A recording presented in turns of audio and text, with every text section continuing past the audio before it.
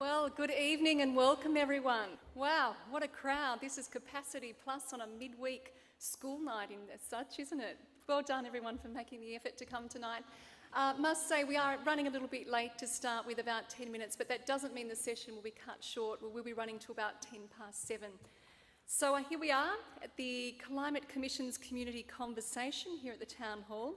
For those of you who don't know me, I'm Kim Miller and I'm your facilitator this evening. I'm a former newsreader and journalist with Southern Cross Television. I'm now a freelance writer and communications specialist. And indeed, it's my role this evening to ensure that as many questions as possible get answered tonight. Well, fresh from launching the Critical Decade report yesterday, we are indeed very privileged to have 5 of our climate commissioners present tonight. The commissioners present are Professor Tim Flannery, Professor Will Steffen, Professor Leslie Hughes, Mr. Roger Beale and Dr. Susanna Elliott.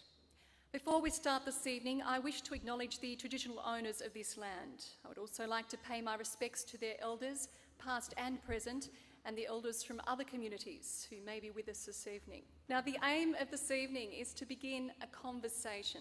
The Commission is here to listen, as well as to share some of their knowledge and experiences. So we'll hear from them on what they've heard and seen since arriving in Tasmania, and looking at their schedule have been incredibly busy for the last couple of days. But there'll also be an opportunity later on tonight for you to ask questions of the Commission. Now first, I'd like to introduce in more detail a man very familiar to many of you, and that's Professor Tim Flannery, who's Chief Climate Commissioner.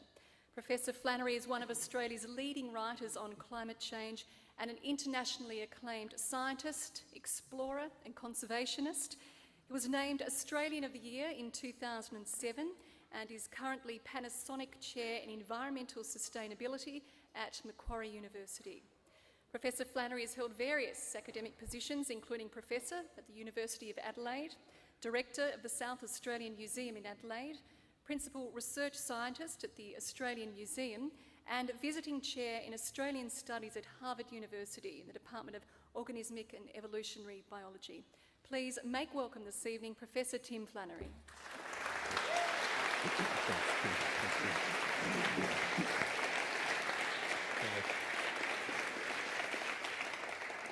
Well, thank you for that fantastic welcome to Hobart. This is a great crowd. It's fantastic. It's a totally full room. I think it's the most beautiful venue that we've met in yet, which is all very good, and we're very, very pleased to be here tonight.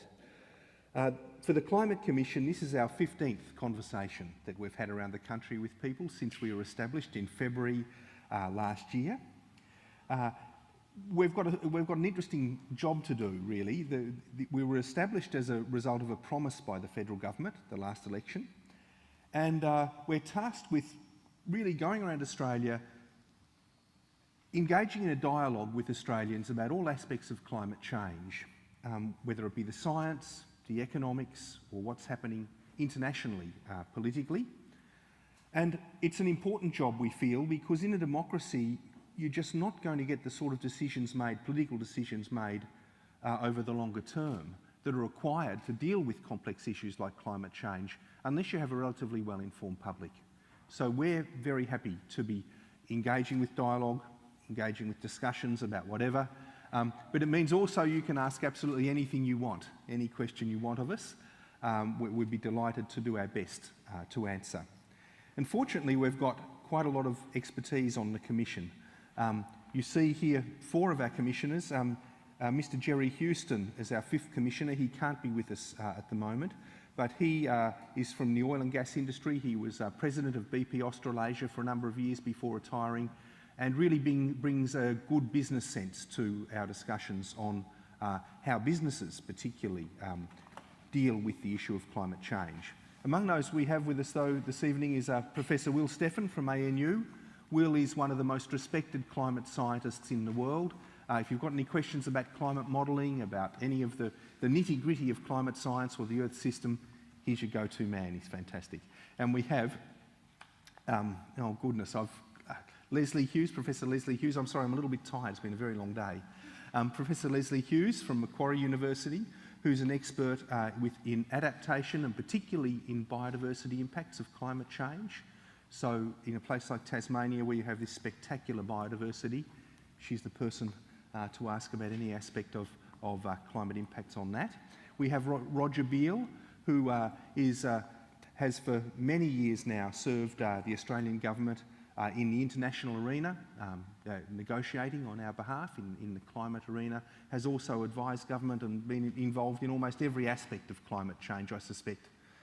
Dare I say it, Roger, from forestry onwards. I don't know whether you wanted me to say that tonight, but so he's a great source of information about anything in the economic area. And we have Susanna Elliott, who is Director of the Australian Science Media Centre, our final commissioner this evening, whose expertise really is in the area of the communication of science and the media.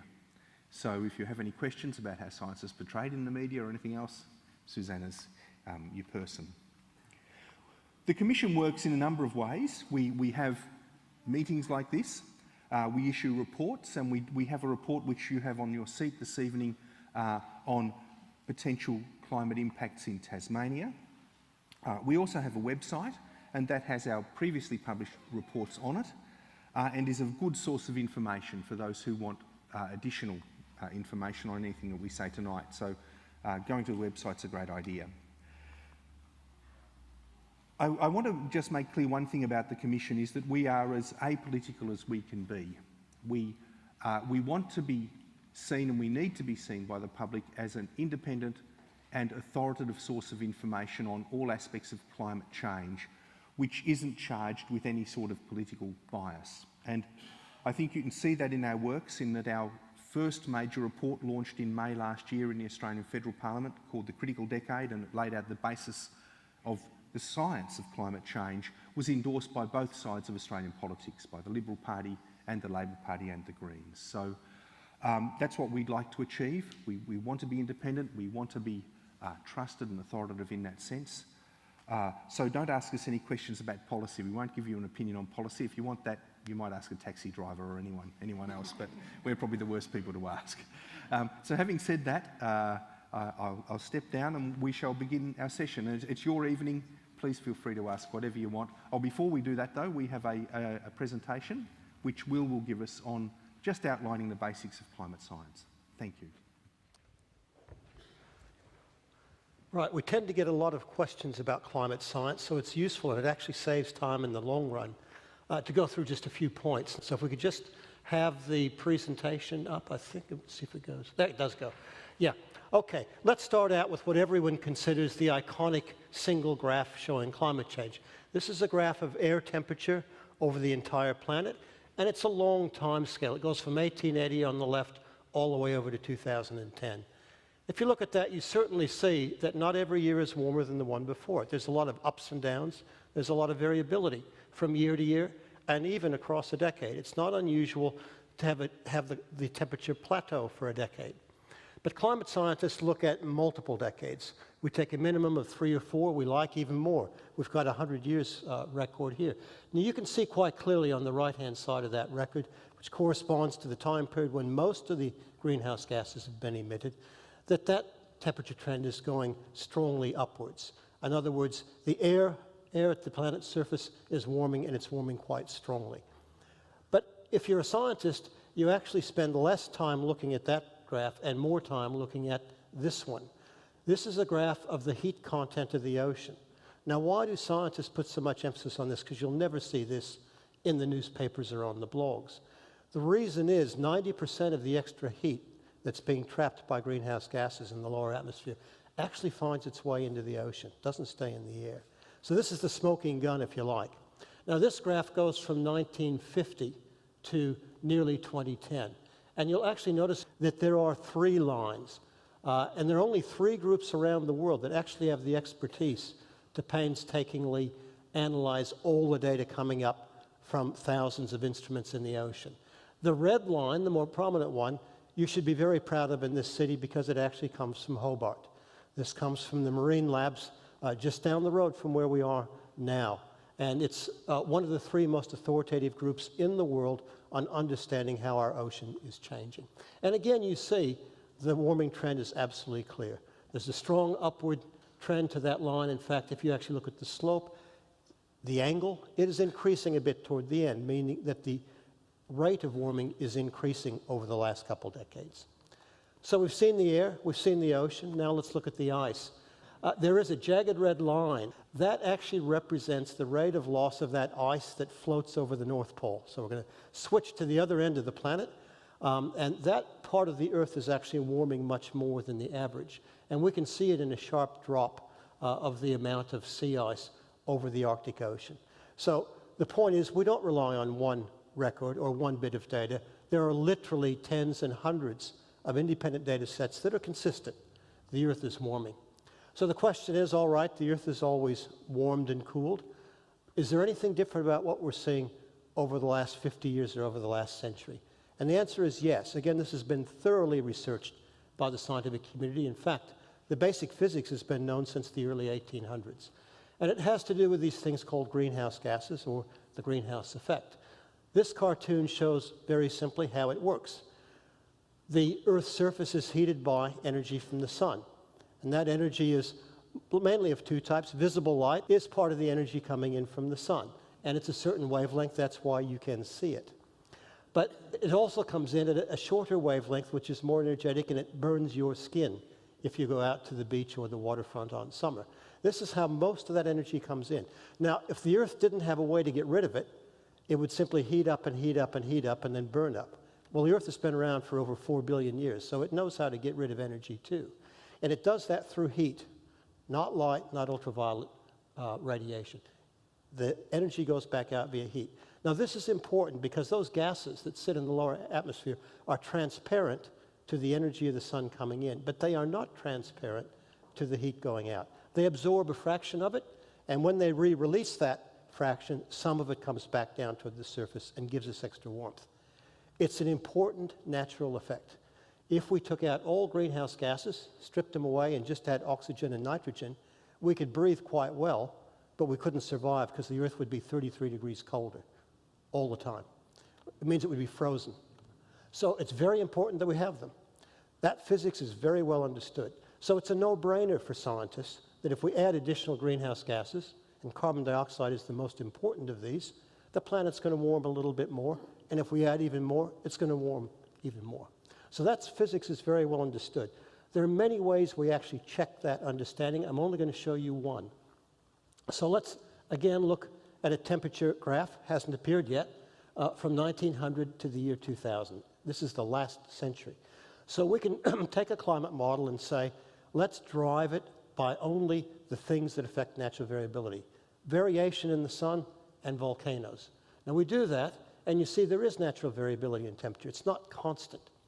It varies by 0.1 or 0.2 of a degree, and that's what it should have done last century. Now we know, though, that we added extra greenhouse gases. So let's put those in our model and keep in the natural variability, put all of them in. And now you see since 1950, things should look different. The Earth should be warming quite strongly, because that's when most of the greenhouse gases have gone into the atmosphere.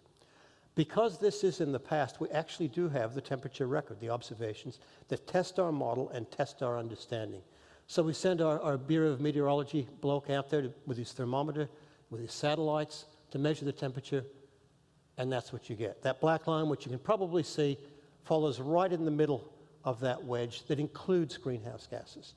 This is one piece of many, many, many pieces of evidence that tell us that it's these extra greenhouse gases that are leading to the warming, hence to the impacts, and hence to the problem. What I'd like to do now, just before I hand it over to my colleague Leslie Hughes, who's going to tell you more about what this means for Tasmania, there is one principle about the implications of a warming climate for us, for ecosystems, and for infrastructure. And that's the fact that we're not affected too much by an average temperature. The average temperature in Hobart in February is probably around 24, 25. I haven't looked at it, but it's probably mid-20s. And so you say you raise it by 1 or 2 degrees, and what does that matter?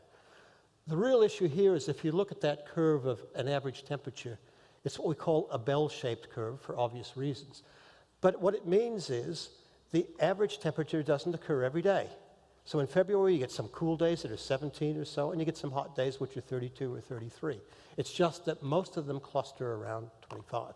It's these unusually cold or unusually hot days that actually cause the problems. That's what causes the impacts. Now, what happens when you shift the climate just a little bit? And here you see the average going a little bit to the right. That's now the red bell-shaped curve. Look what happens out at the right edge. What you defined earlier, that little wedge underneath the grey curve, now becomes a huge wedge. So what were defined as extreme days become more common. And you have a new wedge that wasn't even there on the old graph. Those are record hot days. And we actually see many more record hot days over the last decade or so, right across Australia, including Tasmania. Why is it important? We design infrastructure for the grey curve, not the red curve. Example, the Melbourne rapid transit system in the city. It fell over when they had record hot temperatures, 45 degrees. The rails buckled. They couldn't be used. Human physiology, we're designed for 37 degrees Celsius. We can sweat a bit for a period of time and get evaporative cooling, and we can survive 39, 40, 41 for a while. But when it gets up to 45, like in Melbourne, you can't survive it day after day if you're in the vulnerable group of people. So this is what really matters for impacts. What I'd like to do now, though, is bring it right back down from these general principles of climate science to what it means for you, the ecosystems you depend on, and so on. I'd like to turn it over to Leslie. Thanks, Will. Thank you. If climate change wasn't going to have any impacts, we wouldn't really care about it. It would be a few people like Will and a few people down at the ACRC sitting around with their computer models talking to each other, and we wouldn't really worry about it too much. Why we care about climate change, of course, is because of the impacts that climate change has and will have. Now, I realise you really can't see that top graph very well. Some of you might be able to. It shows the temperature increase in Tasmania going back for about 100 years. And Tasmania's been warming up, just like the rest of the world. It's warmed by about 0.8 of a degree, which is actually slightly less than the Australian mainland, so that's a good thing. The bottom map is what's been happening to rainfall right across Australia, and I hope you can see that some parts of that map, which is the rainfall change since 1970, look green, and that's where it's been getting wetter over that period, and the bits on the map that look browner are where it's been getting drier. Now, down in Tasmania, and I realise it's a little bit hard to see, it's almost all brown. There's a little bit of green down in the southwest. The rest is brown, indicating that Tasmania has got quite a bit drier over that period. This is already having impacts on biodiversity. Let me mention just some of the ones that we're more worried about in the future. The picture up there on the right-hand side is actually the broad-toothed mouse. Lives up in the moorlands, peatlands. It's one of the species that's, the subspecies is endemic. Only found in Tasmania. Species like this live up in the high country. Many species are only found up in the Tasmanian high country. They don't occur anywhere else in the world. They're not well adapted to fire, and as these places dry out, we get more bushfires, and they're not very well adapted. There's also a lot of species that rely on snow cover in the alpine and the subalpine zones in Tasmania and on the mainland, and we're losing snow quite rapidly and, as I said, drying out, and those areas are becoming more subject to fire. That bottom picture there is of Lauderdale, not very far from here, the aftermath of extreme storm event last year, great deal of coastal erosion. Sea levels are rising in Tasmania at about spot on the global average, about 3.2 millimetres per year. When combined with flooding in the local region and with storm surges in an extreme event, these are the sorts of impacts that can happen to sandy beaches. About 75% of the Tasmanian population lives very close to the coast. So clearly infrastructure, people's houses, roads and other buildings are also at risk. The picture up there, I hope you can see, it's a Tasmanian lobster. One of the things that's been happening as the waters around Tasmania have been warming up is that the Eastern Australian current, you might remember that from the Finding Nemo movie, that was the current that was bringing all the turtles down the east coast. There's a lot of other things that have been coming down in that current, and there's a particular sea urchin that many of you will have heard of, the long-spined sea urchin. It comes from my home state, New South Wales. It's invaded Tasmania. It really, really likes it here. It's been able to undergo a population explosion. It eats kelp. It denudes the kelp habitat, which is where the lobster and other species live, and the lobster fishery is suffering because of it. The fisheries in Tasmania are worth over $500 million a year. And there's more of that to come. This shows Tasmanian waters. The more orange the colour, the greater the temperature projection for the future. The ones on my side are the present day. The ones on the far side are the projections for 2070. The waters around Tasmania are actually warming at least 2 to 3 times the global average. Things are getting very hot. We're looking at least 2 to 3 degrees more warming by the end of this century for the waters, especially off the eastern coast of Tasmania. One of the industries that this will affect will be the aquaculture industry. Salmon, for example, its optimal threshold of the temperature that it likes to live in will be exceeded at 3 degrees, and the current salmon varieties will be extremely stressed by that temperature. Okay, I want to end off with a slide that's essentially about 2 alternative futures for us and for future generations. This is the temperature record. The little black wiggly line is the temperature record that we've already had, going back to 1900 to this time. The red and the blue bands are our 2 futures. The blue band is what we're hoping for. That is, trying to keep temperatures below that 2 degrees, that sort of critical threshold of 2 degrees. And we can do that if we really make an enormous effort to reduce greenhouse gas emissions. If we continue to emit greenhouse gases at the rate that we have been doing, we're looking at that red band. That's called the business as usual scenario. Now, I realise that's just a graph, and for many people it's hard to relate to a graph, so I'd like to make this graph very personal. There's me.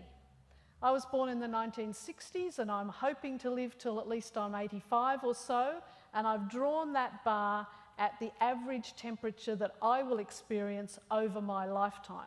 It's not too bad. I've got 2 teenage children. They were born in the mid-1990s, and assuming that they also live till they're around about 85, that's the temperature that they will experience under a business as usual scenario over the course of their lifetime. Now, I don't have grandchildren yet, but assuming my children do procreate at some point, and let's just say they have kids when they're about 30 and those kids live till they're about 85, my grandkids will live through to the next century. And that's the average temperature that they will, and the average temperature, not the extreme temperature, that they could experience over their lifetime unless we reduce greenhouse gas emissions. Of course, what we're aiming for is to bring that bar down so that we do have a planet that is habitable by our children and our grandchildren. With that, I'll turn it over back to Tim. Thank you. Thanks very much, Leslie. I just want to look now about some of the economic consequences of what you've just seen. You can think about the greenhouse gases, at least the excess greenhouse gases we now face, as a form of pollution, and we tend to use a polluter pays principle to deal with pollution. It's a time-honoured principle. We wouldn't have a civilisation if we hadn't done that in the past.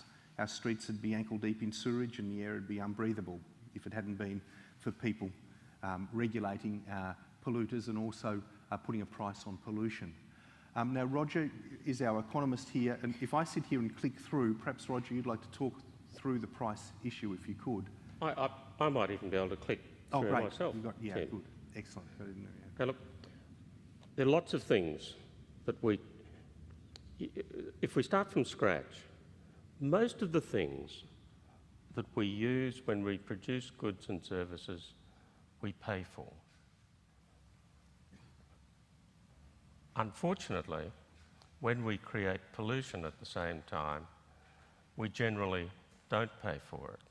So as Tim has said, in lots of other areas, sulphur dioxide, nitrous oxide, the community intervenes and says, well, we're going to have regulatory restrictions, or we're going to deal with it through fines or penalties, or sometimes what they call load-based systems, where you're priced for each unit of that you emit, which encourages you to reduce it. Now, if you do that, it means that as people make decisions, they then have to take, for the first time, that particular pollution into account. Well, in many ways, carbon, or greenhouse gases more properly, are the mummy and daddy of pollution, in the sense that they are very diffuse, widespread, and are probably the pollutant that is having the most global impact. So what are a few of the mechanisms that are being used around the world, and why do they work? What we have to do is to find ways of giving business and giving individuals the incentive to believe that this pollution will be dealt with, to price it in, and then to make their investments and consumption decisions based on that. So how do we do it? Well, price is one thing.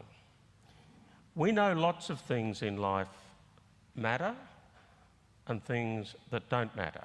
For example, 75% of us men in the room absolutely know that size doesn't matter. But on the other hand, 100% of us in the room do know that prices matter. Prices affect what we do. And it's exactly the same all the way through the business system. So if you impose a price on this pollution, it will have an effect if it's at the right level. Now, typically, that price, and this is true of Australian systems that have been considered, that price is imposed on a few at the top of the production chain, because that's very efficient. If you can get to a few small producers, and I think it's something like 500 or so, but we're not explaining or arguing any particular scheme here. But so you impose a price on the pollution that then has an impact on the people who produce more of that pollution. It makes their costs higher. That means that they've got to recover those costs, so the prices of their goods and services go up. And households, if they have a choice, will choose the equivalent product that comes from someone who is producing less greenhouse pollution and is therefore able to do the same product cheaper. It's pretty straightforward. This is not, as they say, rocket science. And if you're spending the household budget and you have the choice of doing an activity that you know is now going to cost you a different amount or cost you more because it involves pollution in some way, for example by using fuel or whatever, you then make that the choice to perhaps even do something different. That, in the first run, has a limited effect. But the real effect it has is in the long run.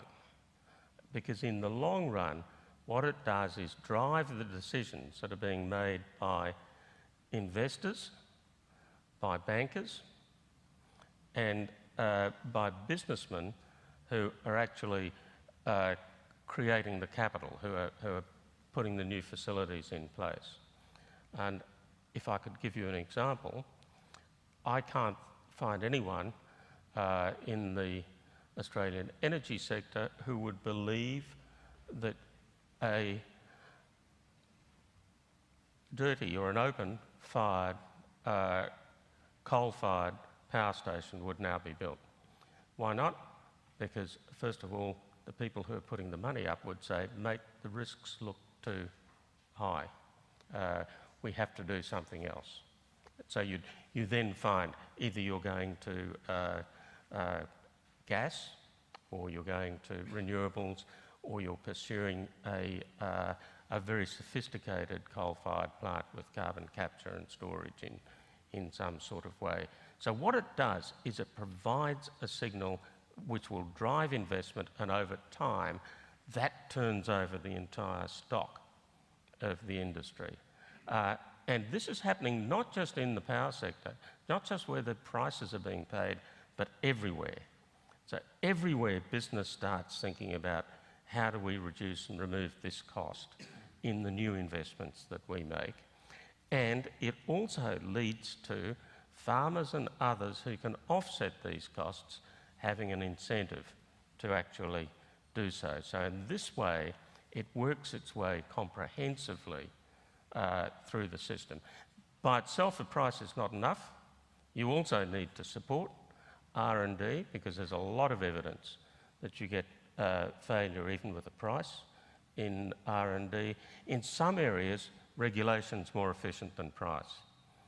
For example, in the motor sector, we know that pollution standards on emissions at the tailpipe actually drive more behaviour, more change than just hiking the price of petrol. You could take a number of those examples. Minimum energy performance standards for fridge engines and so on. So it's going to be a mix of regulation and price and support and in public investment in different sorts of activity. I just want to talk very briefly about opportunities, because quite often when we think about climate change, we think of all of the costs, we think of the dangers that a changing climate will bring to us, but it also brings opportunities because, as Roger said, there is a need for investment in new technologies. And as we've been going around Tasmania for the last few days, I think we've seen that this state particularly is well placed to benefit from investments in new clean technology. After all, clean energy has been a sort of an underpinning of this state's development for decades now. You know how to do it, you're well ahead of the rest of Australia. If you had the means of exporting clean energy to the mainland through another Basslink or whatever else, it may be that you could develop an export industry here for clean energy that would be a substantial benefit to the state in the longer term.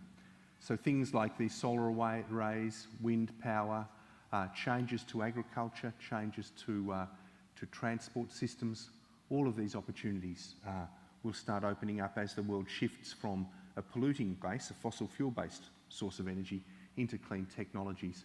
I think it was last year, 2010 actually, was the first year that more was spent globally on these new technologies than on the old technologies. So you can see the shift is already starting to occur.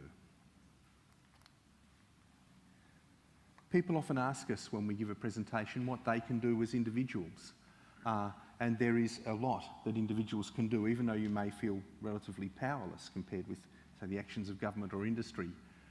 Ultimately, it all comes down to us. I think Margaret Mead said, never doubt that a few good people can change the world. It's the only thing that ever has. And so being informed, being positive, being a leader by making practical changes at home, talking to other people, showing leadership by talking to people, whether you're a member of a sporting group or a church group or a workplace. Talk to people about these things. We all have energy bills, but it's a good way in to starting to discuss these issues. And do something creative. You'd know far better than me in your individual life what you can do, but those actions really do add up to something in the end, and add up to a deeper commitment on the part of society to deal with what is a very difficult problem where the real payoff will be decades down the road when our children are our age, because it's then that if we do nothing, we'll start seeing the very, very severe impacts that we want to avoid. So that's the basis of what we're going to tell you. We're going to switch back now over to you because it's your night, and we'd like to just open the floor to questions and hear whatever comments you have to make. Thanks very much. As Tim said, it is time for your questions and some answers to come with those. Just to run you through how it will proceed, a number of you have supplied pre-registered questions when registering to attend this event, and we're using both a mix of these pre-registered questions and questions from the floor this evening. Now, I do ask that your questions are very much focused and as brief as possible, and that's in order that we can get as many questions through tonight. We have about 45 minutes of questions to go. So if you could please keep your questions to 15 to 20 seconds. I have installed a seat ejector button and I will press it if that goes longer than 20 seconds. So it is time to get the ball rolling. Let's have as many hands up as we can and get started in the short time that we have. And there's a hand already, lady in the back row. My name's Penelope Ann. Penelope, not Leanne. No, Sorry. Penelope. I live in Risdon Cove, just over the river, and I'm standing for the Greens in the coming election. I was interested in the whole debate about pricing carbon. When you say that those people who price carbon will put the price up, and therefore those who are using more efficient, less emission products will have an advantage. However, it seems as if we're just going to be buying cheaper products from overseas. Is it feasible, you think, to put a carbon price on imports to make a fairer system? Yep. In every... I've got to take this in two bites. First of all, in all the existing schemes, including the one that's been proposed, and the one that had previously been agreed between the two major parties, there is a form of border adjustment to the extent that emissions-intensive and trade-exposed sectors receive allowances for the carbon that they produce, or the carbon permits that they're going to require. So, for example, the aluminium sector, for example, receives 94% of its carbon free. It gets a free permit. And that goes through right the way through the system. There is an alternative way of doing it, which is called consumption-based carbon taxation. And on that, you use the carbon price very much like the GST. It gets added all the way through the system. So it's then deducted when an exporter exports, that if you import a commodity, you pay the average carbon intensity, the Australian carbon intensity, at the border. That has never found favour internationally, and I think it is unlikely to do so. Most people have adjusted in the way that I described first. They've looked at the carbon-intensive, trade-exposed sectors and actually adjusted those sectors at the point where they have to account for their emissions. So Roger, on the carbon pricing, there is a question tonight from Jarvis Lynn, who asks, if Europe has been trading on a carbon market for years, why are Australians so in the dark about a carbon price? Well, I think it's one of those things that once you start doing it, suddenly the fears of disaster will go away. This is not going to be a disaster. It is not going to dramatically change the way that people live, but it will put in place those signals progressively over time. There will be, in the long term, changes in the structure of the Australian economy, but that's happening all the time.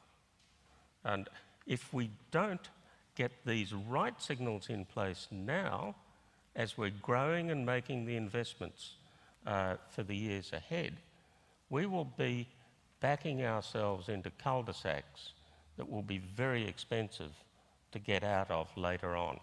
So I think it's very important to have this progressive move and for the market to get confidence that we're staying there as a community.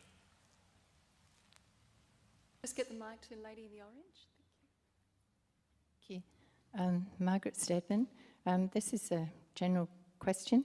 The paper's called The Critical Decade, and I wonder if the panel will speak to why the next 10 years are critical. Yeah, I'll make a comment from the science perspective. And we start from the so-called 2-degree guardrail, and the science is saying that if you cap the temperature increase overall at 2 degrees or less, we have a reasonable chance of adapting and coping with it. If it goes much beyond that, you get some rather drastic and irreversible risks coming into the picture, like loss of a big polar ice sheet, which would eventually mean meters of sea level rise and so on. So that 2 degrees is important. if you work backwards and say, how much more can we emit around the world to have a good chance of staying below that 2 degrees, you very quickly come to the fact that if we don't start, number one, dipping that curve downwards by 2020, and number two, exactly as Roger said, steering our economy into the right investment pathways. If those two things don't happen, it'll be virtually impossible. So it's taking a long-term framework, but then working back and saying, if we don't get things under control this decade and in the right direction, we'll have very little chance of avoiding much more serious climate change down the track.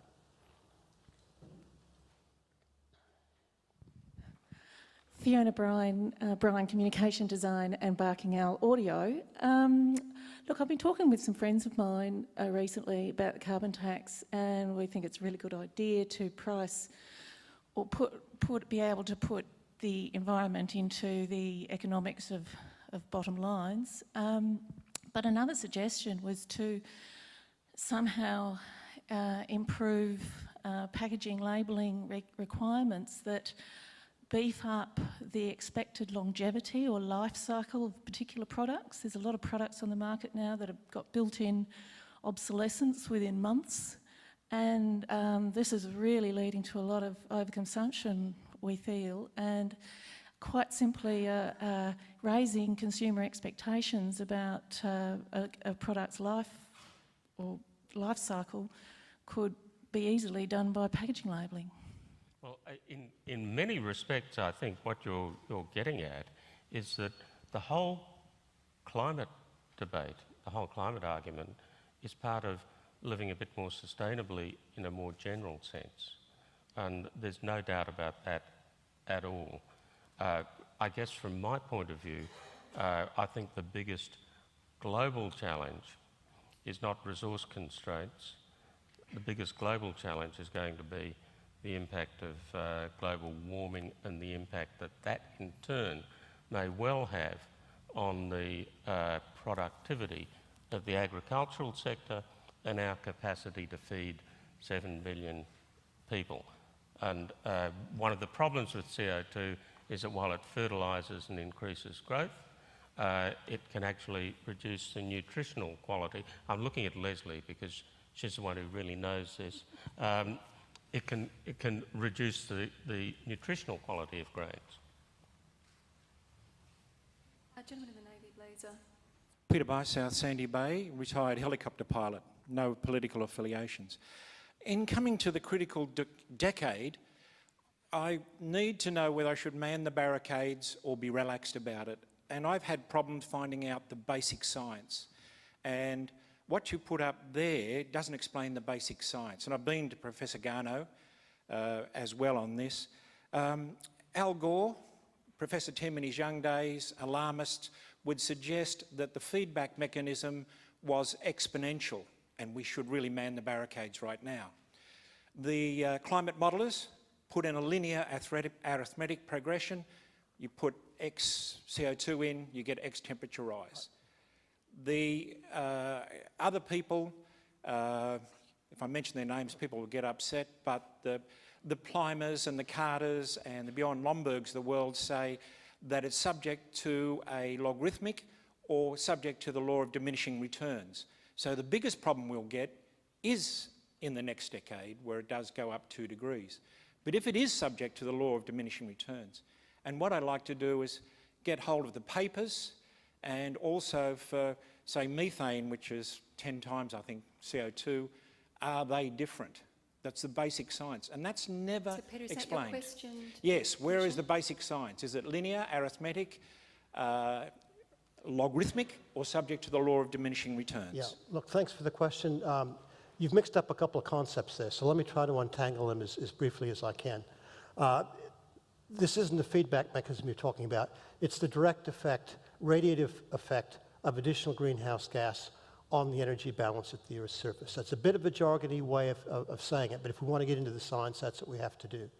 It is definitely logarithmic. That's been known for over 100 years. All the models have it in. To say the models have it as linear is totally incorrect. That's a misrepresentation of what the models do. Second thing you talked about is feedback mechanisms, which is something different. So the warming that originally comes from having a change in the energy balance because you have more greenhouse gases, that triggers further effects in the Earth system. Those are what are called feedback effects. There are two fast ones that are really driving the change now. One is an increase in water vapor. As temperature goes up, more water evaporates from the ocean. You can intuitively understand this. You put heat under your kettle, and more water evaporates. This is not exponential. It has certain physics that are in the models quite clearly. We test this with observations. Now, we have already seen, with 0.8 of a degree warming, an increase in the hydrological cycle. I could show you the graphs and give you the references. That's already been measured. That's understood very well. It about doubles the original effect of CO2. The second important one is called the cloud feedback effect. There's more uncertainty around that. That's where the debate occurs between people who think the temperature rise will be less and the people who think temperature rise will be more. That's why the models have a range of temperature rise going into the future, okay? That's the biggest uncertainty, in addition, of course, to we don't know how much we're actually going to emit. So all of that is very, very much understood. The things that you were quoting from the gentleman you quote are basically incorrect science. They do not come out of the peer-reviewed science. They come out of blog sites. They come out of media reports. So my final comment is, if you want to know where to go for the science, you've got to tool yourself up, get into the primary literature in journals like Journal of Geophysical Research, Science, and Nature. That's what I use. That's what other people use. And that separates out what's real science from all the crap that's flying around the blogosphere at the moment.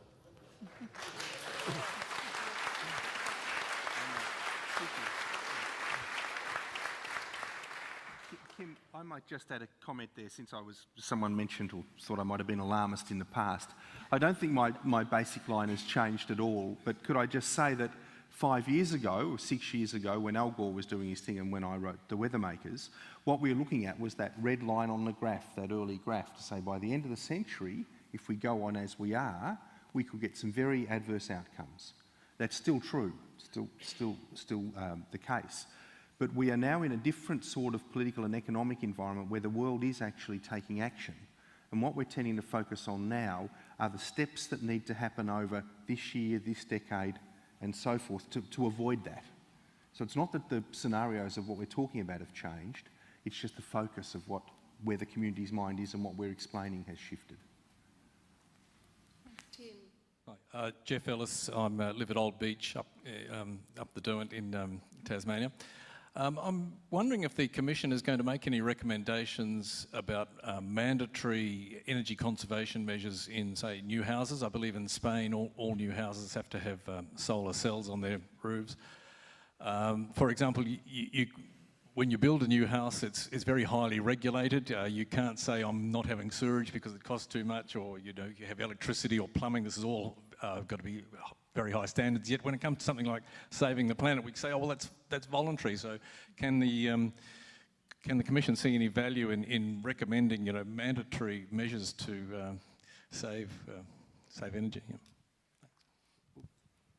I might just. I don't think we have a real expert in that area on the panel tonight, but some states clearly already do have that sort of system. I think New South Wales has got a system whereby you have to reach a minimum number of points for your house, which you can get in a number of ways, either through insulation or solar panels or whatever, but you've got to have a certain energy rating if you want before you go ahead and build. So that sort of regulatory approach, it is valuable, sure, and it's probably going to run in parallel with the other sort of market-based mechanisms that we've been talking about.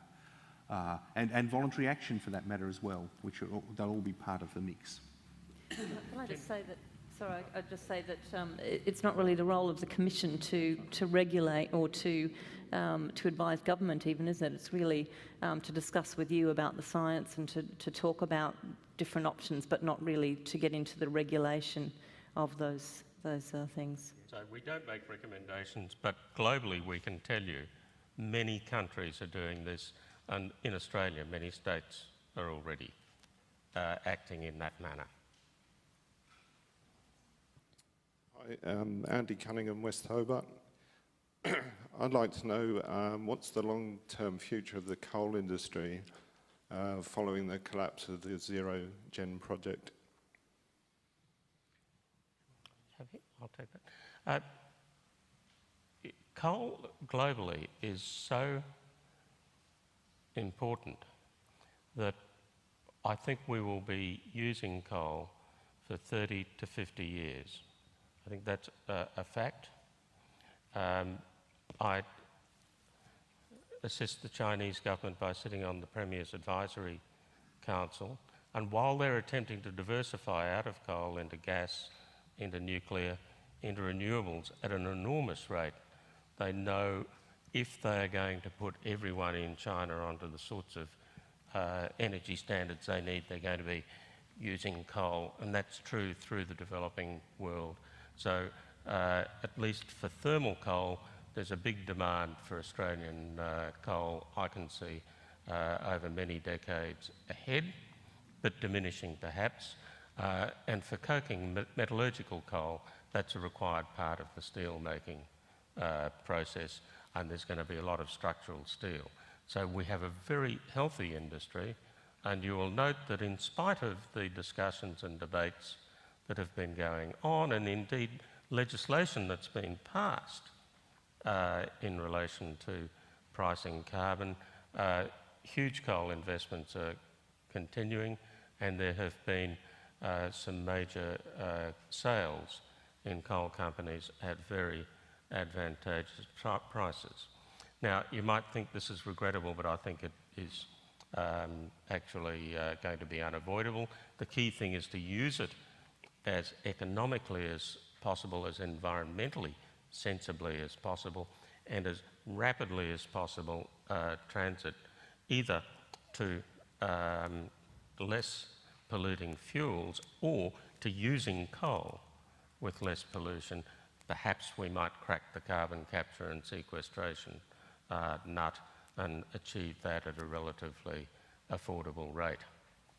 I've got a slightly different perspective on that I might give. We don't agree on everything with inside the Commission. I think, Roger, I think you're absolutely right in general, but the 30 to 50 year timeline is a I think it may play out differently. If you look at the relative costs of some of the renewable energy alternatives, which are coming down year by year, and the cost of coal going up year by year, it may be that at some stage next decade or the one after, that some of the renewables will be highly competitive. And I think with technological development, it's very difficult to say really how things will play out over that long time. I would not disagree with Tim, but there's still a big stock of power stations that will be fed even then, and metallurgical coal is a different matter. Yeah, it is, but there's some very interesting stuff going on in that space too. But anyway, we can have a discussion later. And could I ask you there, Roger, that with the global financial state as it is, some of these diversions into renewable energy are going to take longer? Are we saying the critical decade is another decade away, given the climate at the moment? Well, in fact, if to the extent that the first the GFC and then the Eurozone crisis have had an impact, they have actually helped move us a little bit towards achieving the objectives we should be aiming for in the critical decade. In addition to that, after countries met in Copenhagen, all the major countries, all the major emitters made promises to reduce their emissions. These are not legally binding. I can talk about legally binding later on and what it's worth. But we know that the countries are actually acting to implement those pledges. So I think this is actually, from my point of view, a critical decade, because it is by acting to meet those pledges in a unilateral way, knowing that other countries are acting, that we build the confidence right around the world where you will eventually get to a global agreement. Okay, we'll just head over near the door and then down to the back in the blue. G'day. Great to see such a crowd, and there were a lot of people, I believe, who couldn't get in the room today. I'm Rachel Rodham. I live out at Molesworth in the Dornt Valley, where a lot of my neighbours buy water every 3 weeks, even in this weather. Glad I don't live in their house during drought. Now, I think that peak oil will limit our use of fossil fuels, and I'm wondering, some of you would have some insight into peak oil. Will it come soon enough to help us stay below that 2 degree rise? Quick answer there. You mentioned oil and fossil fuels. There are many more fossil fuels than oil. There's natural gas, there's coal, there's unconventional oil.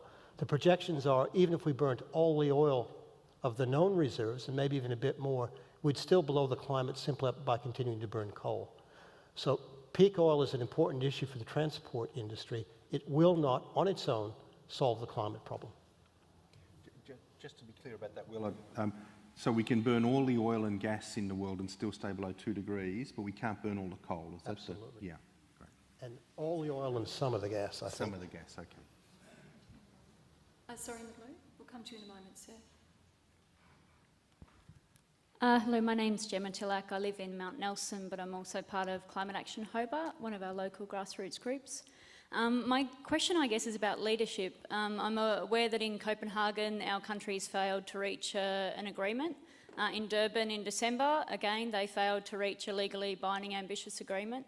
I'm aware that the Australian government still only has a target of 5% on 2020 levels. And here in Tasmania, we don't have ambitious interim targets. Our government is still failing to set the signal around the level of action that the state here is going to take. So I guess my question is around, what do you think it will take for our political leaders to show leadership? I think you're seeing that the community is showing leadership, but we're being let down by our political, the political masterminds and essentially the Labor and Liberal parties. So take off your official roles, and I'd really love a truthful answer about what you think it will take to get leadership from our leaders. Maybe I can just tackle that one to start.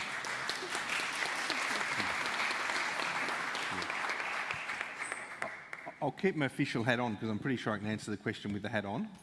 I was at Copenhagen. I was chair of the Copenhagen Climate Council for 3 years in the lead up to that meeting. And like everyone else, I guess I had pretty high expectations. But you know, halfway through the year, Ivo de Boer, who was heading up the UNFCCC, said, we're not going to get a global legally binding treaty out of this. We should be looking for something else. And as Roger said, that something else turned out to be the Copenhagen Accord. And under that accord, what countries did, instead of everyone saying, oh, you have to have a target of 92% and you have to have a target of 92% and you can have 96 and whatever, countries set their own actions and their own agendas. And so they'd pledge and say, well, what we'll do is put in, you know, lots of wind energy, for example, or we will have an energy intensity target or whatever else. That has been a very, very useful mechanism to move forward because countries that can do things their own way very effectively have been able to pledge action under that thing. Now, you're quite right that Australia pledged just a 5% reduction under the Copenhagen Accord. That might seem disappointing to people, and it seems like a small figure, but the Australian economy and population are growing so strongly that if we'd taken no action on climate change, our emissions would have grown by around about 25% between 2000 and 2020. So if you add that 25% of growth that would have occurred to the 5% target, you get a 30% reduction overall. So that's what we're talking about, 30% over business as usual reduction. Now, I'd love a more ambitious target, but that's a target that's been agreed by both sides of politics in Australia. And we have mucked about for years now without getting a mechanism in place that'll help us achieve that target. So we have exactly 7 years, I think it's 10 months and 9 days to achieve it. Massive reduction. So when you think about it that way, it's a big thing for us to achieve that. It really is. In the case of the US, they've got a 17% reduction target below 2005 levels by 2020. They're on track to achieve that. Canada, and you hear a lot of negative things about Canada, mucking, you know, blocking and obstructing progress and so forth. They're also on track to achieve their minus 17% target, the same as the US. So there's something like 90 countries now have pledged something under that Copenhagen Accord. If you add up all of the pledges, they get us about half of the emissions reductions that are required to avoid dangerous climate change. So sure, they're nowhere near enough, you know, but we are making progress at Durban towards, very slowly again, towards a global agreement. I can't stress to you enough how difficult it is to get 193 national representatives to agree on anything. And it didn't help at Copenhagen the fact that, you know, a lot of people from developing countries like a fag, you know, every now and again. There was nowhere to smoke. They had to walk about a mile in the freezing snow to have a fag, and it didn't help tempers. It was terrible. And when you've got, you know, the president of Sudan heading up the G77 and Amnesty International saying he should be thrown in jail for breaches of human rights things, it just wasn't a good environment. So all of these real-life difficulties do occur, but we are making progress. In terms of Tasmania and your local targets, could I just say I think that's one area where there is really room for doing something more ambitious. I worked in South Australia for a number of years where the South Australian government saw enormous opportunities for renewable energy development in that state as a major export industry from South Australia and job creator. They set their own 33% target by 2020, which they're on track to achieve, which is fantastic. So they've been able to do it. I can't see why other states can't up their ambitions and develop coherent statewide energy policies, especially where you've got the blessings that you have here for your clean energy, to say we're going to transform this into a major export industry. So I think that those are the sort of things that, yes, give us ambition. Every level needs to up their ambition, but we don't underestimate the difficulties of doing some of this. Let's head down here to the gentleman in the black shirt. And then I know there's a couple of hands that have been up for the whole time out the back. I can only see a hand and not a face, so if you could just bring the mic to you, great. We'll go here first. My name is Lyle Smith and I'm from New Zealand. As a matter of how you run the meeting, I understood you to say that you're going to take registered questions and then questions from the floor. Are you still intending to do that? Yes, we're taking some registered questions, but I think because there's such a lovely flow and lots of hands up, we'll do our best to get through the hands up as we can. Okay, you got a question for the Commission, I submitted a registered question. Do you want me to Yeah, do you have it with you, or I can read it out I for have you, it. or go for it, sir? Go ahead. Analysts of the Vostok ice cores report that CO2 has historically increased after the warming has occurred, commonly an interval of 800 years. The question, is it likely that the existing increase in CO2 is related to the medieval warm period? And this is a concept by Dr. Gerrit van der Lingen, who's a prominent paleontologist in marine work in New Zealand. Yeah, Sorry. The answer is it's highly unlikely that there's any relationship there for a couple of reasons. One is the medieval warm period was not a global phenomenon. It was mainly a northern hemisphere phenomenon. Second of all, we do understand the Vostok and the Dome Sea ice cores really, really well. You're right that CO2 lags temperature, but it's a complex system, so that word feedback that we talked about earlier comes in again. So what happens is, as the Earth's orbit changes subtly, you get an increase in solar radiation, particularly over the Southern Ocean, as it comes out of an ice age. That triggers an outgassing of CO2 after the temperature rise, as you say, because CO2 is less soluble in warm water than cold. Once that CO2 comes out, we know its physical properties, it drives further warming, which drives further outgassing. So it's what we call a reinforcing feedback loop. The second big reinforcing feedback loop is, as this warming occurs, the big ice sheets, particularly those that are now over Scandinavia, halfway down North America, start to retreat. And as they retreat, the Earth's surface absorbs more sunlight and it warms further. So you have two big long-term reinforcing feedback loops that are triggered by the initial warming. But the real important fact is, if you only look at that initial warming by the sun, it can only account for about 15% of the total warming between an ice age and a warm period. The other 85% comes from the CO2 and comes from the retreat of glaciers. So the answer is CO2 does both. It arises from an initial warming and it drives further warming. We're concerned now that we're driving the CO2 up first before we don't have any warming. The Earth was not warming until we put this additional CO2 in the air. We're worried that if we go over 2 degrees, these big feedback mechanisms I just described will kick in, and that's when we have real problems. Well, the Vostok ice cores don't indicate what you're talking about. Yes, they do. I have one more item about your numbers about 32 centimeters of sea level rise in 100 years. Yes. There's a group of sea level experts in Sweden. They're headed by a fellow by the name of Dr. Morn, and he's predicting that we have 17 centimeters, not 32. This is a vast difference. How do you reconcile that? Well, the 32 centimeters is actually the observed rate today. It's 3.2 millimeters per year. If you multiply that by 100, you get 32 centimetres. So the longer term rate since the late 1800s has been around 2 centimetres per year. That rate has risen over the last 2 decades to 3.2. Now we can actually unpack that. Part of that is coming from the fact that, as I showed you, the ocean is warming. And as materials warm, they expand. Part of it is coming from the fact that continental glaciers, like the ones on the Himalaya and the Andes, are melting. And they put additional water into the ocean. But over the last 2 decades, an increasing amount has come from the big polar ice sheets, the ones on Greenland and the ones in Antarctica to the south here. You add up those three and you get 3.2. Now, under any conceivable scenario, the ocean is not going to cool. It's going to continue warming. We'll get more thermal expansion. As the temperature continues to go up, we'll get more loss of ice, not less. So the 3.2, the 32 centimetres, is an underestimate. Now, getting back to the Swedes, I actually happen to work a lot in Sweden, and I know the scientific community there. That opinion that you quoted is an outlier. I suspect what the gentleman there has done is taken the fact that Sweden is still rebounding from the last ice age.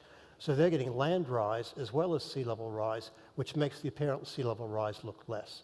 So again, you have to understand the fundamental science before you can make those extrapolations. Thanks, Professor Stefan. Yep. Hi, my name's Bill. I'm from Melbourne originally, but living in North Hobart.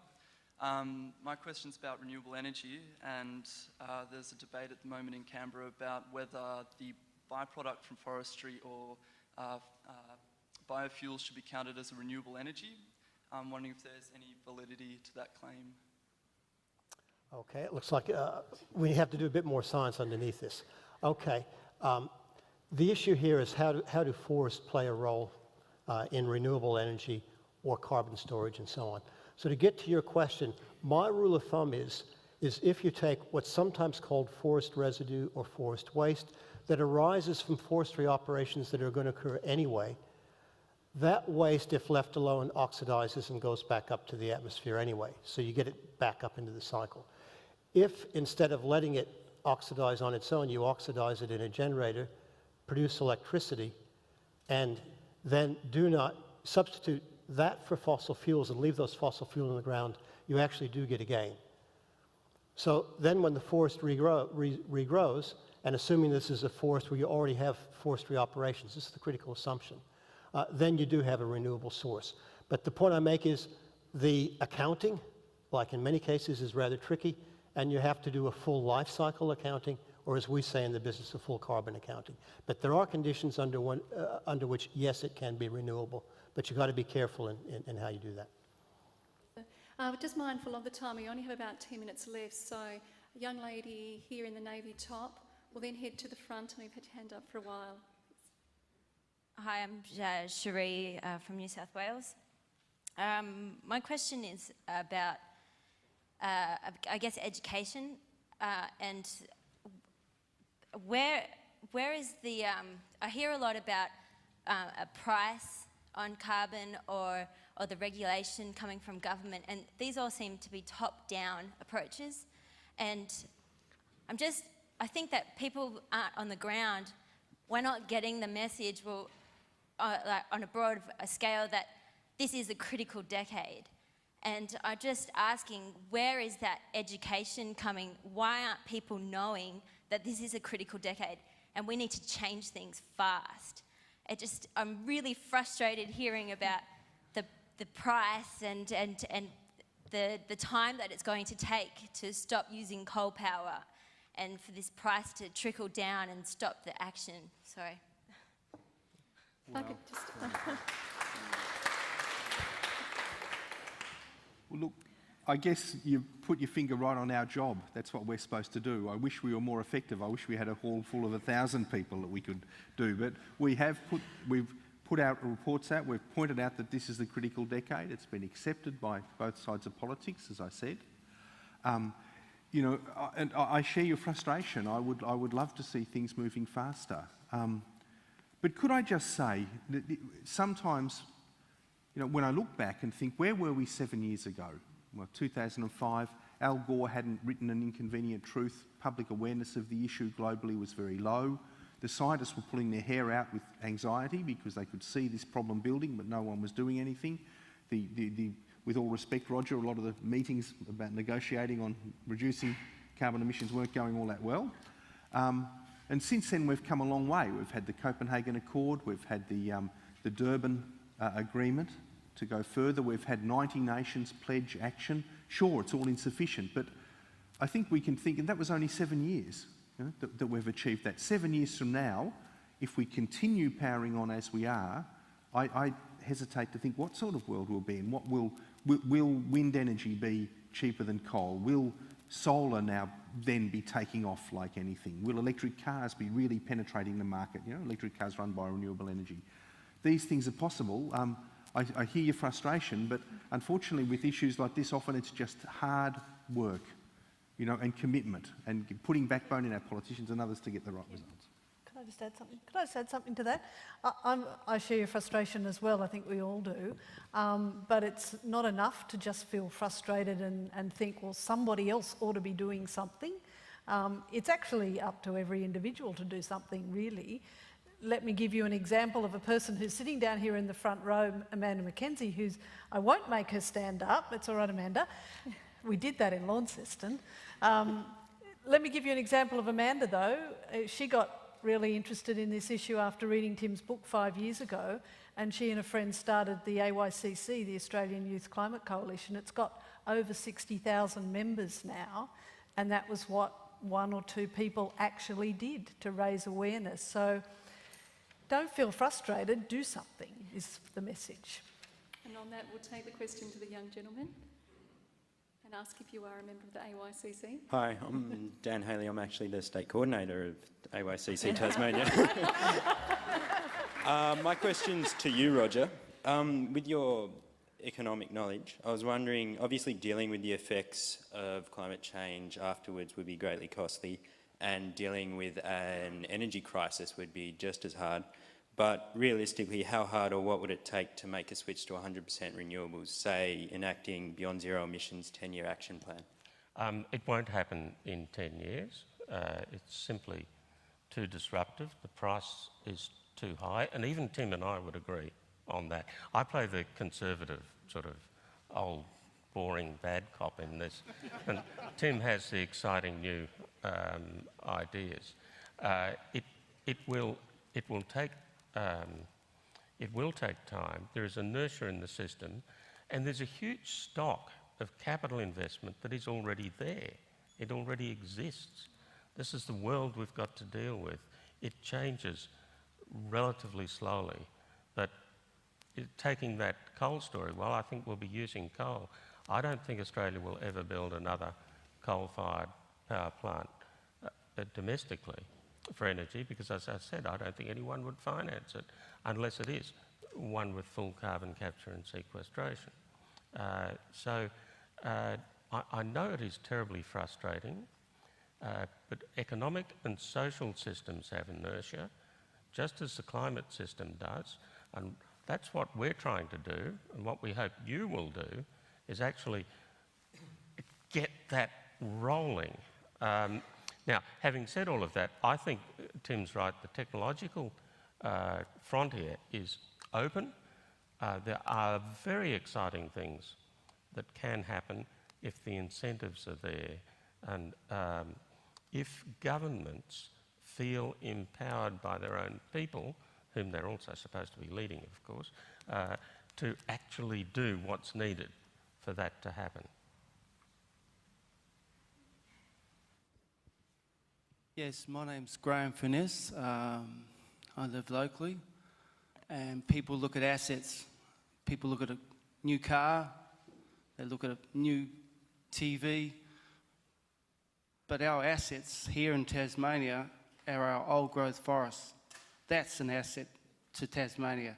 That's what all of our tourists come to see. Now, they asked us, go and show us these high conservation old growth forests. You point them out, you tell us which are the very, very important parts that we need to save. And we've pointed them out to the government. And you know what?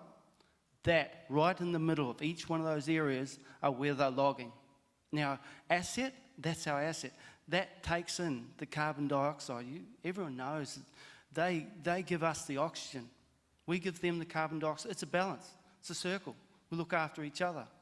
We chop down them, we're killing ourselves. We're killing our planet. Could you direct a question to the Commission, please? Why are they chopping down their old growth forests? Short and sweet, the way we like it. Well, that's a great question, and one that I could only... Actually, I will answer it. I will answer it, because I was in Kalgoorlie recently and talking to a group of school kids out there about mining. And one of the kids, 8-year-old girl, said, "Why is it that we're killing all of these animals and destroying all these plants when we make a mine?" And there was someone from one of the mining companies there. And I said something like, well, you know, it's probably because as a society we value the minerals and the wealth they bring more than we do the animals and plants on that particular spot. It's self-evident, right? There's a value, we place a value on things. And the miner said, "Oh, that's not really right, that's not fair." And I said, well, let's think about it a bit. If we found out that Ayers Rock was full of gold ore, you know, what would you do with it? And he thought for a moment, he said, "I'd come up from underneath." And it is a values question, you know, it's what it's really about. And unfortunately, we're in a position where, you know, those values are perhaps not skewed towards, or increasingly they're skewed towards conserving those forests, but there has been traditionally a different value set. And I think it's the way we think about value that's important. Well, that's a value, that's right, but greed for money means that we value that more than we do the other. My name's Mark Duffett, I'm from Lindisfarne. Is it sufficient for wind and solar to be cheaper than coal? And I'm thinking of Germany, which has now got something like 60 gigawatts of solar generating capacity. Just picking a day that I looked at recently, 13th of February, that produced a peak of 1.8 gigawatts. So for most of the time, it was producing less than that. Can we afford to bet the climate on those technologies? Or should we follow the example of the one country that has decarbonised its power to the extent required and used the technology that it used? That country is France. The technology is nuclear. I think, look, Roger may want to give an economic perspective on this, okay. And then I'll do some social. I think all of us would agree that we don't see any great silver bullet that's going to solve the climate problem. We see brass buckshot, lots of things that can be done. One of those things is the nuclear option.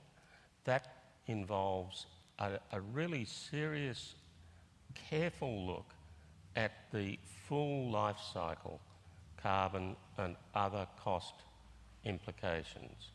And there is no doubt that if you do that, it is quite expensive.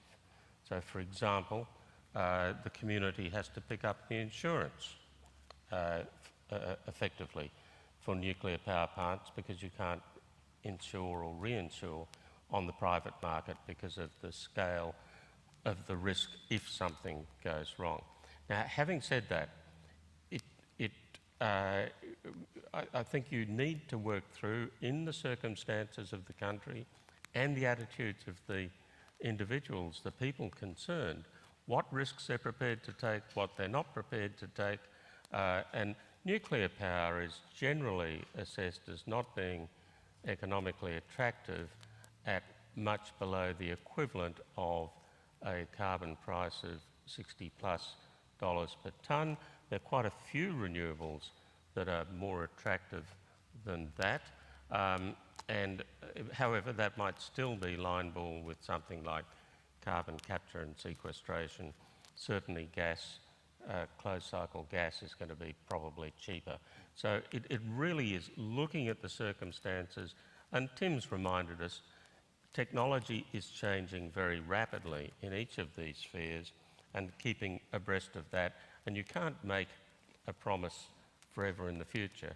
But we might just close on the thought here that as far as renewables are concerned, Tasmania has an enormous resource, and that's in a way the opportunity to be the renewable battery that provides instant power to the southeast Australian grid. I think that opportunity, combining wind and hydro power, is quite a potentially powerful one. If I just say, in terms of what Roger was mentioning here, your capacity, your battery capacity, if you want, is twice as large as the Snowy Mountain scheme. It is enormous. So the value of that as an asset is just huge were it able to be linked into the southeastern grid. So when you look at wind energy, it's not just what's being generated at any one moment, it's the potential to harness with other technologies to create a greater benefit. So I'll leave it at that just as a thought for you. We've just got one final question. The lady in the back, the orange, if you could direct that. Inga Visbu from New Norfolk. I'm interested in the greenhouse... Sorry, if you could just stand up for us. Thank you. Inga Visbu from New Norfolk. I'm interested in the greenhouse gas impact of meat production and whether the Commission thinks it would have a real effect if the world ate less meat or dare I say maybe none at all. Sure, yeah. Look, there's varying figures on this, and I've had a bit of a, I'm probably the best person to try to look at this, but had a bit of a look at it. It depends very much on the production processes that are being made and how you measure the greenhouse gases. But we have to remember that it's not just meat production that produces greenhouse gases. There's, rice production produces large volumes of methane. And agricultural practices obviously do as well, ploughing and so forth. They all have their impacts. So my personal view, and it may not be shared with the rest of the commissioners, is that what we should do as we source our food is go to technologies and producers that are seeking to minimise their environmental impact, minimise their water use, minimise everything else relative to their peers so that we get a better outcome. On that, it is dinner time, so Tim, I will invite you to the lectern just to conclude with the comments and also just to remind us about what we can do as individuals each day. Good. Thank you. Look, at the beginning of the night, I neglected, very remiss of me, to note the presence of Andrew Wilkie, who was here through almost all of our meeting and has now left. So if you see Andrew, could you say that I did thank him? And, it was great to see politicians, to see our political leaders here at meetings like this. I think it really does need to be recognised. But thank you all too for being part of a great evening for us. I think we had a really tremendous diversity of questions and inputs. It certainly started us thinking. I hope it's energised people in the audience here as well. In our last 2 days in Tasmania, what I've seen is not only that there will be consequences to Tasmania if we don't deal with climate change, but enormous opportunity here, particularly in the clean energy sector. I know that the state has tight finances. I know there are a million problems staring at people, but it seems to me that that opportunity to grow an export industry here for renewable energy could be a tremendously valuable thing.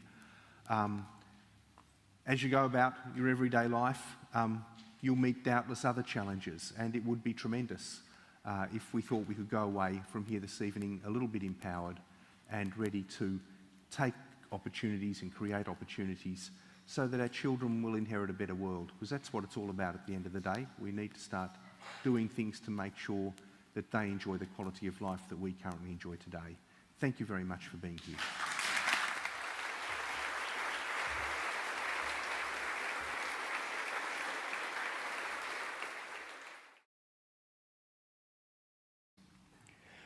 The Commission works in a number of ways. We have meetings like this, we issue reports, and we have a report which you have on your seat this evening on potential climate impacts in Tasmania. We also have a website, and that has our previously published reports on it, and is a good source of information for those who want additional information on anything that we say tonight. So going to the website's a great idea. I want to just make clear one thing about the Commission is that we are as apolitical as we can be. We want to be seen, and we need to be seen by the public as an independent, and authoritative source of information on all aspects of climate change, which isn't charged with any sort of political bias. And I think you can see that in our works, in that our first major report launched in May last year in the Australian Federal Parliament, called The Critical Decade, and it laid out the basis of the science of climate change, was endorsed by both sides of Australian politics, by the Liberal Party and the Labor Party and the Greens. So that's what we'd like to achieve. We want to be independent, we want to be trusted and authoritative in that sense. So don't ask us any questions about policy. We won't give you an opinion on policy. If you want that, you might ask a taxi driver or anyone else, but we're probably the worst people to ask. So having said that, I'll step down and we shall begin our session. It's your evening. Please feel free to ask whatever you want. Oh, before we do that though, we have a presentation which Will give us on just outlining the basics of climate science. Thank you. Right, we tend to get a lot of questions about climate science, so it's useful and it actually saves time in the long run to go through just a few points. So if we could just have the presentation up, I think, let's see if it goes. There it does go. Yeah, okay. Let's start out with what everyone considers the iconic single graph showing climate change you want of us. We'd be delighted to do our best to answer.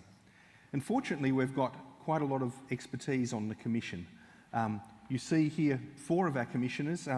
Mr. Jerry Houston is our 5th commissioner. He can't be with us at the moment, but he is from the oil and gas industry. He was president of BP Australasia for a number of years before retiring, and really brings a good business sense to our discussions on how businesses particularly deal with the issue of climate change. Among those we have with us though this evening is Professor Will Steffen from ANU. Will is one of the most respected climate scientists in the world. If you've got any questions about climate modelling, about any of the nitty-gritty of climate science or the Earth system, he's your go-to man. He's fantastic. And we have, oh goodness, Leslie Hughes, Professor Leslie Hughes. I'm sorry, I'm a little bit tired. It's been a very long day. Professor Leslie Hughes from Macquarie University, who's an expert in adaptation and particularly in biodiversity impacts of climate change. So in a place like Tasmania where you have this spectacular biodiversity, she's the person to ask about any aspect of climate impacts on that. We have Roger Beale, who has for many years now served the Australian government in the international arena, negotiating on our behalf in the climate arena, has also advised government and been involved in almost every aspect of climate change, I suspect. Dare I say it, Roger, from forestry onwards. I don't know whether you wanted me to say that tonight, but so he's a great source of information about anything in the economic area. And we have Susanna Elliott, who is Director of the Australian Science Media Centre, our final commissioner this evening, whose expertise really is in the area of the communication of science and the media. So if you have any questions about how science is portrayed in the media or anything else, Susanna's your person.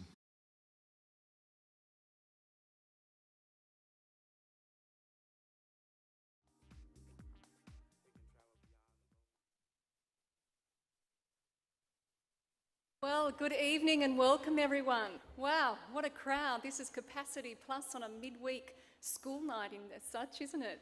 Well done everyone for making the effort to come tonight. Must say we are running a little bit late to start with, about 10 minutes, but that doesn't mean the session will be cut short. We'll be running to about 7:10. So here we are at the Climate Commission's community conversation here at the Town Hall. For those of you who don't know me, I'm Kim Miller and I'm your facilitator this evening. I'm a former newsreader and journalist with Southern Cross Television. I'm now a freelance writer and communications specialist. And indeed, it's my role this evening to ensure that as many questions as possible get answered tonight. Well, fresh from launching the Critical Decade report yesterday, we are indeed very privileged to have 5 of our climate commissioners present tonight. The commissioners present are Professor Tim Flannery, Professor Will Steffen, Professor Leslie Hughes, Mr. Roger Beale and Dr. Susanna Elliott. Before we start this evening, I wish to acknowledge the traditional owners of this land. I would also like to pay my respects to their elders, past and present, and the elders from other communities who may be with us this evening. Now, the aim of this evening is to begin a conversation. The Commission is here to listen, as well as to share some of their knowledge and experiences. So we'll hear from them on what they've heard and seen since arriving in Tasmania, and looking at their schedule have been incredibly busy for the last couple of days. But there'll also be an opportunity later on tonight for you to ask questions of the Commission. Now first, I'd like to introduce in more detail a man very familiar to many of you, and that's Professor Tim Flannery, who's Chief Climate Commissioner. Professor Flannery is one of Australia's leading writers on climate change and an internationally acclaimed scientist, explorer and conservationist. He was named Australian of the Year in 2007 and is currently Panasonic Chair in Environmental Sustainability at Macquarie University. Professor Flannery has held various academic positions, including Professor at the University of Adelaide, Director of the South Australian Museum in Adelaide, Principal Research Scientist at the Australian Museum, and Visiting Chair in Australian Studies at Harvard University in the Department of Organismic and Evolutionary Biology. Please make welcome this evening Professor Tim Flannery.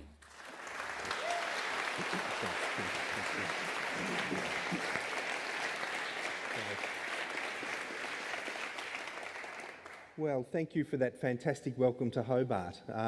This is a great crowd. It's fantastic. It's a totally full room.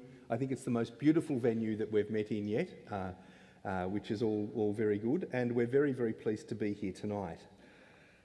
For the Climate Commission, this is our 15th conversation that we've had around the country with people since we were established in February last year.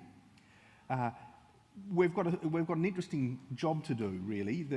We were established as a result of a promise by the federal government, the last election, and we're tasked with really going around Australia, engaging in a dialogue with Australians about all aspects of climate change, whether it be the science, the economics, or what's happening internationally, politically. And it's an important job, we feel, because in a democracy, you're just not going to get the sort of decisions made, political decisions made over the longer term that are required to deal with complex issues like climate change unless you have a relatively well-informed public.